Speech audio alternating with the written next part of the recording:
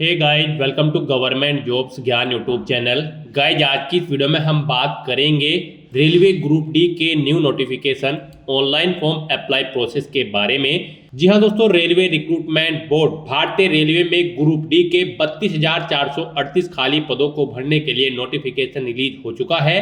कैसे आप इस भर्ती के लिए अपने फॉर्म अप्लाई कर सकते हो बिना कोई मिस्टेक किए हुए, इसकी पूरी जानकारी हम आपको स्टेप बाय स्टेप रजिस्ट्रेशन से लेकर प्रिंट तक इस वीडियो में देंगे। बस आपको इस वीडियो को स्किप के बिना शुरू से लेकर एंड तक देखना है। उसके बाद वीडियो पसंद आए तो इसे लाइक और शेयर कर दें। चैनल पर नए हो तो इसे सब्सक्राइब कर ले।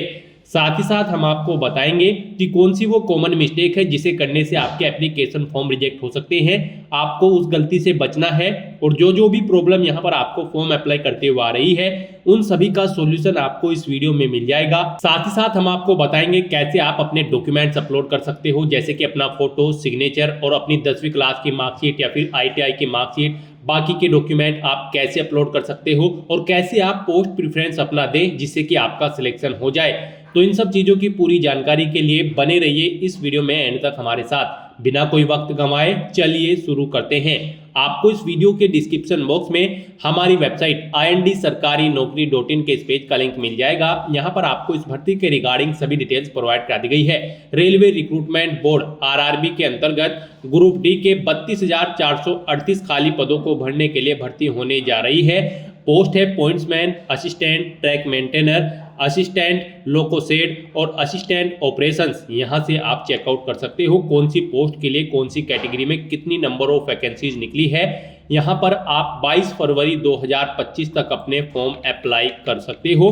10वीं पास या फिर ITI पास या फिर जिनके पास नेशनल अप्रेंटिसशिप सर्टिफिकेट है वो कैंडिडेट अप्लाई कर सकते हैं। 18 से 36 साल आपकी आयु सीमा रखी गई है। यहाँ पर 10 ऑल इंडिया से आप ऑनलाइन अप्लाई कर सकते हो।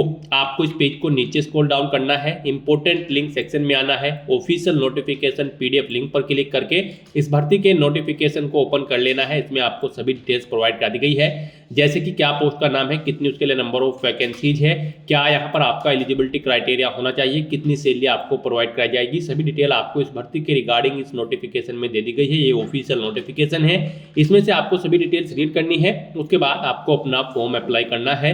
फॉर्म अप्लाई करने के लिए भी आपको हमारी वेबसाइट के इसी पेज पर ही अप्लाई ऑनलाइन का ये लिंक दिया गया है। जैसे ही आप इस लिंक पर क्लिक करेंगे तो आपके सामने RRB का ये ऑफिशियल पोर्टल ओपन होगा। गाइस, यहाँ पर आपको अप्लाई की स्टेप पर अपना कर्सर लाना है। आपने पहले से अगर अकाउंट क्रिएट कर रखा है या फिर आपने RRB की किसी भर्ती के लिए पहले भी अप्लाई कर रखा है तो आपको ऑलरेडी हैव एन अकाउंट इस ऑप्शन पर क्लिक करना है। उसके बाद आपके सामने इस तरह से इंटरफेस ओपन होगा। यहाँ पर आपको अपना मोबाइल नंबर या ईमेल एड्रेस एंटर करनी है, अपना पासवर्ड आपको एंटर करना है। ये I am not a robot इस चेकबॉक्स को ओके करना है और फिर आपको लॉगिन की टैब पर क्लिक करके अपने डैशबोर्ड में लॉगिन कर लेना है और फिर वहां से आपको अपना फॉर्म अप्लाई करना है। और अगर आप इस भर्ती के लिए फर्स्ट टाइम अप्लाई करने जा रहे हो या फिर RRB की किसी भी भर्ती के लिए फर्स्ट टाइम अप्लाई करने जा रहे हो तो आपको अप्लाई की स्टेप पर अपना कर्सर लाने के बाद क्रिएट एन अकाउंट इस ऑप्शन पर क्लिक करना है। उसके बाद आपके सामने यहाँ पर आपका रजिस्ट्रेशन का फॉर्म ओपन हो जाएगा। अब यहाँ पर आपको अपनी बेसिक डिटेल्स प्रोवाइड कराते हुए अपना रजिस्ट्रेशन कंप्लीट कर लेना है।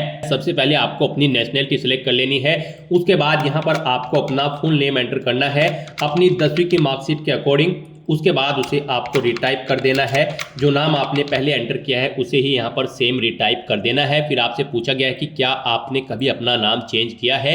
अगर किया है तो आप यस ऑप्शन सेलेक्ट करें और फिर I understand and I agree इस ऑप्शन पर क्लिक करें। फिर आप अपना चेंज नेम दें, उसे रिटाइप करें। और अगर आपने कभी अपना नाम चेंज नहीं किया है तो यहाँ पर आप नो ऑप्शन सेलेक्ट कर लें। फिर यहाँ पर आपको अपनी डेट ऑफ बर्थ इस कैलेंडर में से सेलेक्ट करनी है, उसे एक बार फिर से यहाँ पर आपको टाइप कर देना है। पहले DD फिर MMYY फॉर्मेट में, यानी कि पहले डे फिर मंथ और फिर ईयर। उसके बाद यहाँ पर आपको अपना जेंडर सेलेक्ट करना है, जेंडर को आपको रीसेलेक्ट करना है। आपको अपने फादर का नाम यहाँ पर एंटर करना है, फादर का नाम भी आपको फिर दोबारा से रिटाइप कर देना है। फिर आपको अपनी मदर का नाम यहाँ पर एंटर करना है, उसे भी रिटाइप कर देना है। उसके बाद यहाँ पर आपको अपनी कॉन्टैक्ट डिटेल प्रोवाइड करानी है। यहाँ पर आपको अपना ईमेल एड्रेस एंटर करना है, फिर जनरेट ईमेल OTP ऑप्शन पर क्लिक करना है। आपकी ईमेल पर OTP आएगा, वो OTP आपको यहाँ पर एंटर करके अपनी ईमेल ID वेरीफाई कर लेनी है। फिर आपको अपना मोबाइल नंबर यहाँ पर एंटर करना है, फिर जनरेट ओटीपी ऑप्शन पर क्लिक करना है। एक ओटीपी आपके मोबाइल नंबर पर आएगा, वो ओटीपी आपको यहाँ पर एंटर करके अपने मोबाइल नंबर को भी वेरीफाई कर लेना है। उसके बाद यहाँ पर आपको अपना आधार कार्ड नंबर एंटर करना है। गाइस यहाँ पर आरआरबी की भर्तियों में पार्टिसिपेट करने के लिए आपका आधार वेरिफिकेशन अब मस्ट कर दिया गया है, तो यहाँ पर आपको अपना आधार वेरीफाई कर लेना है। फिर आपको जनरेट आधार ओटीपी ऑप्शन पर क्लिक करना है। उसके बाद यहाँ पर आपके रजिस्टर्ड मोबाइल नंबर पर जिससे आपका आधार कार्ड अटैच है उस पर एक ओटीपी आएगा, वो ओटीपी यहाँ पर आपको एंटर करना है और वेरीफाई बटन पर क्लिक करके अपना आधार वेरीफाई कर लेना है। उसके बाद आपको इस चेकबॉक्स को ओके करना है। फिर यहाँ पर आपको अपना पासवर्ड क्रिएट करना है।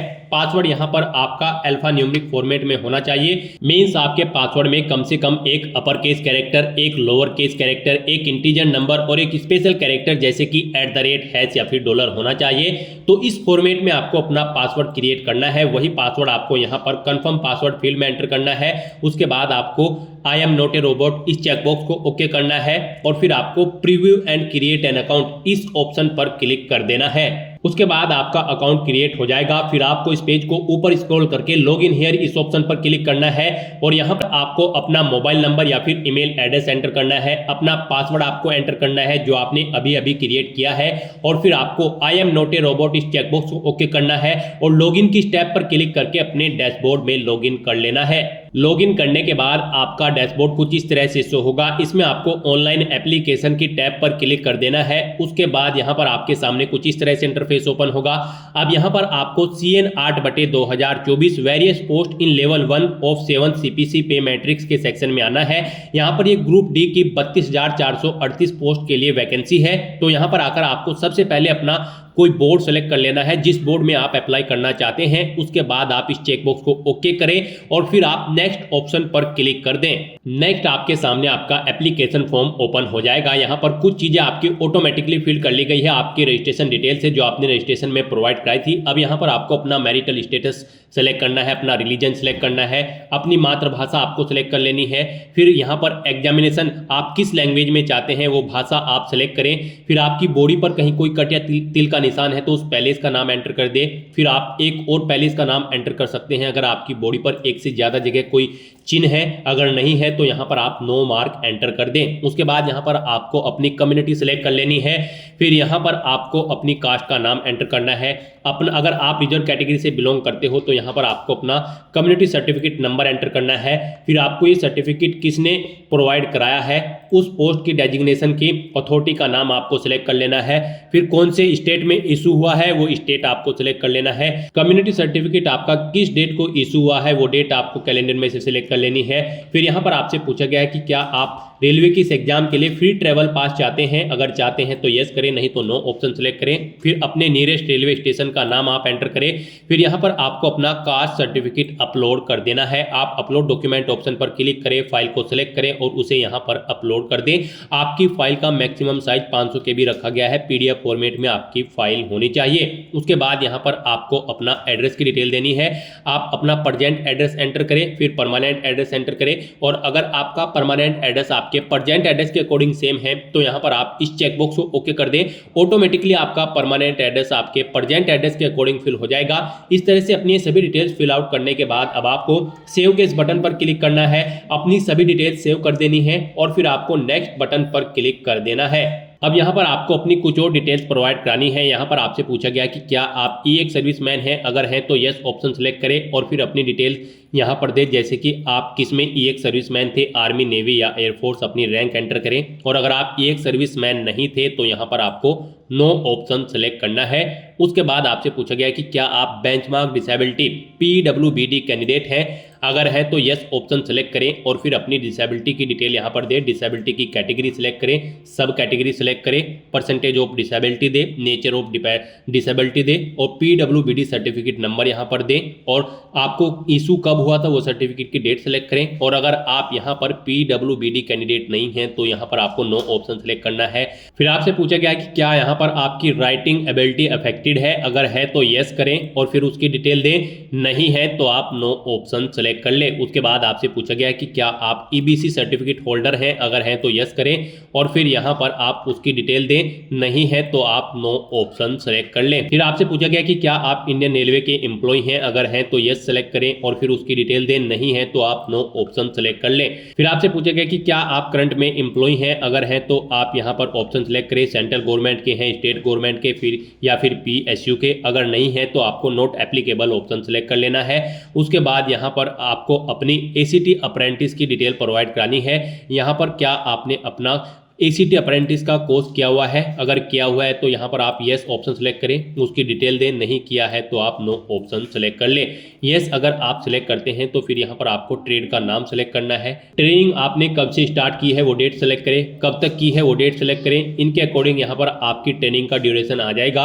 अपने ACT अप्रेंटिस का जो सर्टिफिकेट है उसका नंबर दें, फिर यहाँ पर सर्टिफिकेट की डेट आप सेलेक्ट करें, वो कब तक वैलिड है, कितने मार्क्स आपने ऑब्टेन किए हैं वो आप एंटर करें, फुल मार्क्स कितने थे यानी कि टोटल कितने मार्क्स थे जिसमें से आपने मार्क्स ऑब्टेन किए हैं वो यहाँ पर आप एंटर करें। और उसके बाद यहाँ पर आपको अपनी बैंक डिटेल प्रोवाइड करनी है। यहाँ पर आपकी फीस रिफंड होगी।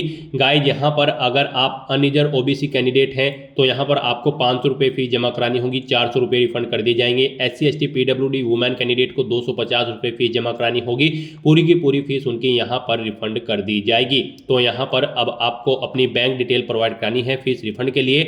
यहाँ पर आप अपना अकाउंट होल्डर का नाम दे, फिर आप अपना बैंक अकाउंट नंबर एंटर करें, उसे कंफर्म कर ले, अपने बैंक का IFSC कोड एंटर करें और फिर यहाँ पर IFSC कोड के अकॉर्डिंग आपके बैंक का नाम और एड्रेस ऑटोमेटिकली यहाँ पर फिल हो जाएगा। इस तरह से अपनी सभी डिटेल्स फिल करने के बाद आपको सेव के इस बटन पर क्लिक करना है, अपनी सभी डिटेल सेव कर देनी है और फिर आपको नेक्स्ट ऑप्शन पर क्लिक कर देना है। नेक्स्ट यहाँ पर आपको अपनी एजुकेशनल क्वालिफिकेशन की डिटेल देनी है। गाइज RRB ग्रुप डी की इस भर्ती में पार्टिसिपेट करने के लिए आपका 10वीं क्लास पास आउट होना जरूरी है या फिर आपका ITI पास आउट होना जरूरी है या फिर इसके इक्विवेलेंट आपका नेशनल अप्रेंटिसशिप सर्टिफिकेट NAC जो कि ग्रांटेड हो NCVT से, वो किया होना जरूरी है इस भर्ती में पार्टिसिपेट करने के लिए। तो यहाँ पर आपको अपनी 10वीं क्लास की डिटेल सबसे पहले फिल करनी है। यहाँ पर आप मैट्रिकुलेशन SLC ऑप्शन सेलेक्ट करें, स्टेट सेलेक्ट करें, अपना डिस्ट्रिक्ट सेलेक्ट करें, बोर्ड का नाम दें, उसके बाद कब आपने पास आउट की है अपनी 10वीं क्लास वो डेट सेलेक्ट करें, अपना रोल नंबर एंटर करें और फिर यहाँ पर आप अपने 10वीं क्लास के सर्टिफिकेट का सीरियल नंबर एंटर कर दें। उसके बाद यहाँ पर आपको अपडेट किस बटन पर क्लिक करके अपनी डिटेल ये अपडेट कर देनी है, अगर आपने पहले से अपनी 10वीं क्लास की डिटेल यहाँ पर प्रोवाइड करा रखी है।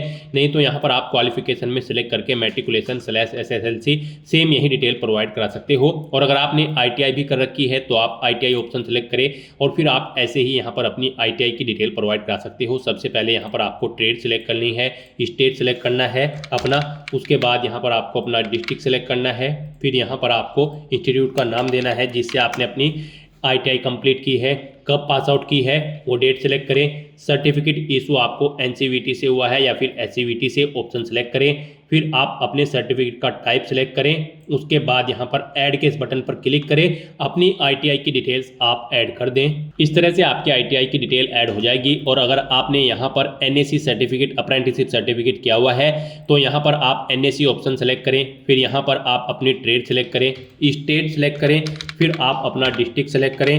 डिस्ट्रिक्ट सेलेक्ट करने के बाद यहाँ पर आप इंस्टीट्यूट का नाम दें जिससे आपने ये सर्टिफिकेट किया है, कब किया है वो डेट सेलेक्ट करें। सर्टिफिकेट इशू आपको NCVT से हुआ होगा तो ये आप ऑप्शन सेलेक्ट करें। सर्टिफिकेट का टाइप आप सिलेक्ट करें NAC और फिर ऐड के इस बटन पर क्लिक करके अपने सर्टिफिकेट की डिटेल को भी आप ऐड कर दें। इस तरह से अपनी क्वालिफिकेशन की डिटेल ऐड करने के बाद अब आपको नेक्स्ट ऑप्शन पर क्लिक करना है। उसके बाद आपके सामने यहाँ पर कुछ इस तरह से इंटरफेस ओपन होगा। अब यहाँ पर आपको अपना फोटो और सिग्नेचर अपलोड करने हैं। गाइस यहाँ पर आपका फोटो 50 KB से 100 KB के बीच में होना चाहिए। यहाँ पर इसकी हाइट 320 पिक्सल और विड्थ 240 पिक्सल होनी चाहिए और सिग्नेचर भी आपके यहाँ पर 30 KB से 50 KB के बीच में होने चाहिए। इनकी हाइट 60 पिक्सल और विड्थ 140 पिक्सल होनी चाहिए। ये डॉक्यूमेंट आपके JPG या फिर JPEG फॉर्मेट में होने चाहिए। यहाँ पर अगर आपका फोटो और सिग्नेचर बड़े या छोटे हैं तो आप गूगल में जाकर इमेज रिसाइजर का कोई भी वेबसाइट ओपन करके उसमें अपने डॉक्यूमेंट यहाँ पर आप ओके कर सकते हो और फिर उन्हें यहाँ पर आप अपलोड कर सकते हो।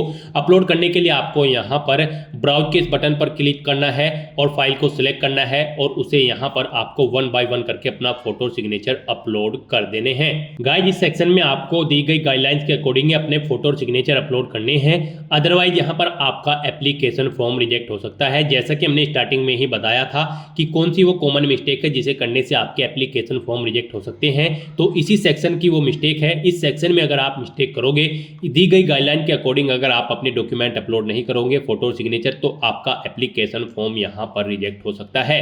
तो इस तरह से अपना फोटो सिग्नेचर यहाँ पर अपलोड करने के बाद आपको सेव के इस बटन पर क्लिक करना है, इन्हें सेव कर देना है और फिर आपको नेक्स्ट ऑप्शन पर क्लिक कर देना है।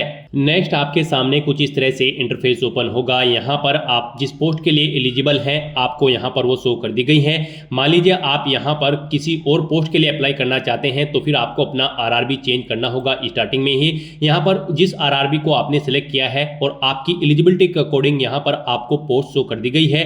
आप इस पोस्ट पर एलिजिबल हैं अप्लाई करने के लिए। ये पोस्ट आपके आरआरबी और एलिजिबिलिटी के अकॉर्डिंग यहाँ पर शो होगी।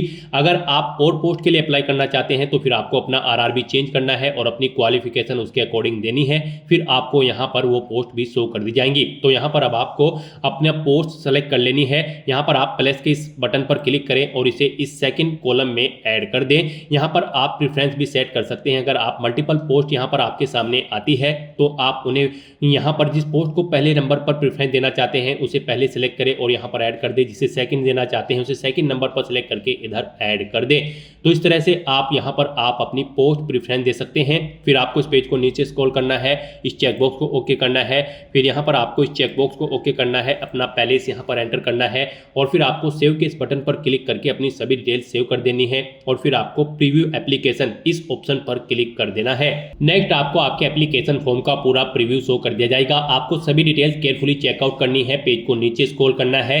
यहाँ पर आप अगर कोई मिस्टेक पाते हो तो आप एडिट बटन पर क्लिक करके अपने फॉर्म को एडिट कर ले, नहीं तो आपको चेकबॉक्स को ओके करना है और सबमिट बटन पर क्लिक कर देना है। फिर आपके सामने पॉपअप आएगा। यहाँ पर अगर आप अब एक बार फिर से सबमिट कर देंगे तो फिर आप यहाँ पर एडिट नहीं कर पाओगे अपने एप्लीकेशन फॉर्म में। इसका नोटिस आपको दे दिया गया है। यहाँ पर सभी चीजें ओके हैं तो आपको सबमिट बटन पर दोबारा से क्लिक कर देना है। यहाँ पर आपका एप्लीकेशन फॉर्म सक्सेसफुली सबमिट हो चुका है। अब यहाँ पर आपको अपना फीस पेमेंट करना है। फॉर्म आपका फीस पेमेंट के बाद ही कंसिडर किया जाएगा। तो यहाँ पर आपको 250 रुपये फीस के रूप में जमा कराने हैं। ये फीस का अमाउंट आपकी कैटेगरी के अकॉर्डिंग शो होगा। अगर आप अनरिजर्व ओबीसी कैंडिडेट है तो 500 रुपये शो होगा। SC ST PWD women candidate हैं तो आपको 250 रुपये फीस के रूप में यहाँ पर जमा कराने होंगे। तो यहाँ पर अब आपको पे विद SBI e-पे इस ऑप्शन पर क्लिक करना है। यहाँ पर इस चेकबॉक्स को ओके करना है, प्रोसीड बटन पर क्लिक कर देना है।